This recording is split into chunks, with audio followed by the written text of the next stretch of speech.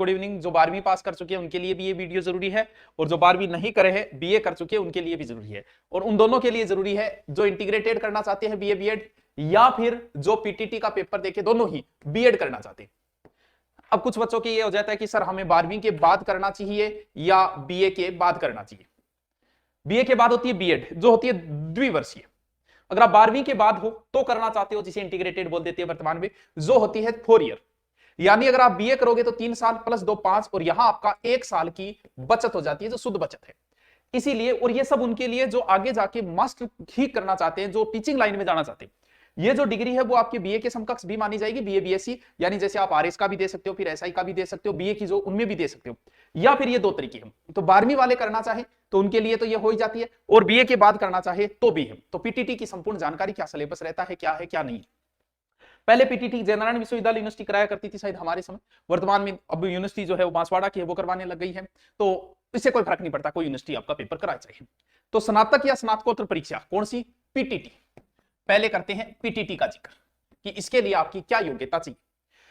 इसके लिए एक तो योग्यता ये चाहिए, पीटीटी जो प्री टीचर एजुकेशन टेस्ट है, वो किसी भी कैटेगरी के आप अगर हो, जैसे एससी एसटी अन्य पिछड़ा वर्ग वगैरह, तो उनमें आपको 50% होने चाहिए बीए या फिर एमए के अंदर। ठीक है, स्नातक या स्नातकोत्तर जिसी के भी अंदर कितने होने चाहिए? 50%। फिर कुछ छूट भी दी गई है, जैसे दिव्यांग है या फिर विधवा है, तलाकशुदा है, इनको कुछ छूट भी दी गई है। सर छूट सहित कितने हो जाते हैं? तो फिर उनको क्या चाहिए? 45%। ठीक है, 50% बीए एमए के अंदर जरूरी है। फिर आप जो करते हो बीए बीएड वगैरह, वो उसमें भी यही रूल लागू हो जाता है। 10+2 आपकी पास होनी चाहिए, या उसके समकक्ष जो भी डिग्री है वो आपकी पास होनी चाहिए, वही 50%। और छूट सहित जो छूट वाले में आ जाते हैं वो हो जाते हैं 45%। सर छूट का कौन सा है, क्या है? देखो, अब हम बात करते हैं आवेदन का। देखिए, संपूर्ण पीडीएफ जो है मैं टेलीग्राम पे डाल दूंगा, टेलीग्राम का लिंक है, वहां से पढ़ लेना कि कौन सा को कितनी की छूट है, वो चीजें। ठीक है, देखो 15 मार्च से शुरू हो गए हैं फॉर्म। लास्ट तारीख इसकी जो 5 अप्रैल है, थोड़े ही दिन बचे। जिसको भराना है, 12वीं वाले को भराना है या बीए वाले को भराना है, बीए कर चुका है वो भराएगा, तो वो तो हो जाएगा बीएड के लिए, और वो हो जाएगा इंटीग्रेटेड के लिए। ठीक है, प्रवेश परीक्षा यानी आपकी एग्जाम जो होगी वो 21 मई को होगी, यानी अभी समय पड़ा है। इसके बाद में आपको भी समय मिल जाएगा, इस 12वीं के पेपर के बाद और बीए के पेपर के बाद। और 500 रुपये इसके अंदर शुल्क है। ठीक है सर, अब इसके चयन के अंदर कुछ बातें। क्या प्री टीचर एजुकेशन के लिए एक ही प्रश्न पत्र होगा? ठीक है सर, अनबेरा कोई बात नहीं, एक हो चारों, 4 खंड होंगे, 4 पार्ट होंगे। इसके अंदर कौन कौन से प्रश्न में क्या क्या आएगा वो भी बता देंगे आपको। रीजनिंग आएगी, शिक्षण अभिरुचि आएगी, ठीक है, नॉर्मल चीजें, शिक्षण अभिरुचि को विशेष नहीं है। फिर जीके भी आएगा, और फिर क्या आएगा? हिंदी या इंग्लिश में से किसी एक का आपको चयन करना है। तो आप तो हिंदी भाषी, हाँ, वो तो मारवाड़ी ऑप्शन को नहीं, आप मारवाड़ी भी चेक दिया। चारों खंडों में 50-50 प्रश्न होंगे। प्रत्येक प्रश्न यानी कुल 200 अंक, यानी 600 नंबर का पेपर है, सीधी सी बात है। प्रश्न पत्र में कुल 600 अंक होंगे, अर्थात प्रत्येक का 3 अंक है।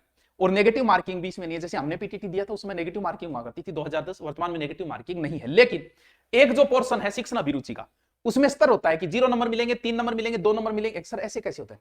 क्या प्रश्न के भी ऐसे? बिल्कुल, आपके दिमाग आधारित कुछ प्रश्न होते हैं जिसमें आप बहुत सही उत्तर दे पाते हो तो आपको पूरे 3 नंबर मिल जाएंगे।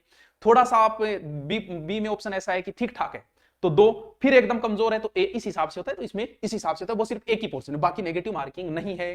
प्रश्न ऑब्जेक्टिव होंगे। चलो, अधिकतम समयावधि 3 घंटे। अब बात करते हैं हम कौन सी। एक तो रीजनिंग आएगी अंदर, एक शिक्षण अभिरुचि आएगी 50%, जीके के 50%, और फिर हिंदी या इंग्लिश में से किसी एक। रीजनिंग के कौन कौन से टॉपिक है?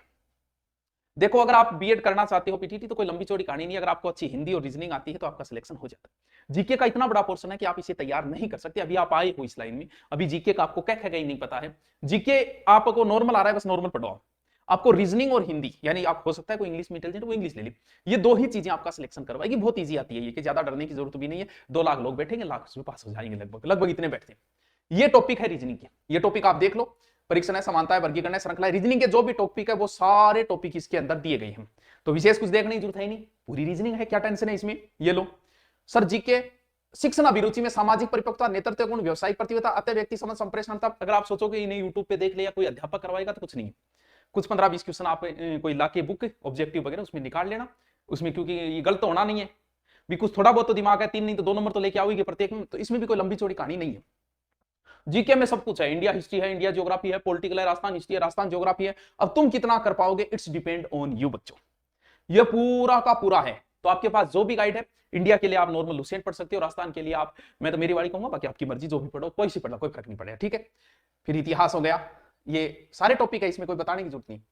भाषा के अंदर जैसे मैं हिंदी का बताऊं तो सब कुछ है, संधि समास उपसर्ग प्रत्यय वर्ण सारी की सारी चीजें हैं। मेन आपका सिलेक्शन का आधार हिंदी और रीजनिंग रहेगा मेरे बच्चे। हिंदी और रीजनिंग ढंग से पढ़ लेना। क्या बताया? हिंदी और रीजनिंग ढंग से पढ़ लेना, यही रहेगा आधार। अब कुछ बच्चों की मांग थी, आपको बता दिया पीटीटी में ज्यादा टेंशन नहीं लेनी है। 12वीं के बाद आप दे रहे हो या दोनों का एक ही पेपर है। मैन आपको रीजनिंग अच्छी तरीके से आनी चाहिए, इसे नॉर्मली नहीं ले, एक बार रीजनिंग आप पढ़ ले, चाहे यूट्यूब से पढ़ ले, चाहे ऑनलाइन कोर्स पढ़ ले या ऑफलाइन पढ़ ले। जो बच्चे ऑफलाइन चाहिए तो ऑफलाइन हमारा बैच चल रहा है, उसमें आके आप कर सकते हो, 1-1.5 महीने में हिंदी और ये दोनों हो जाते हैं कोई। और जो ऑनलाइन करना चाहते, तो अभी इसका आज ही कोर्स लॉन्च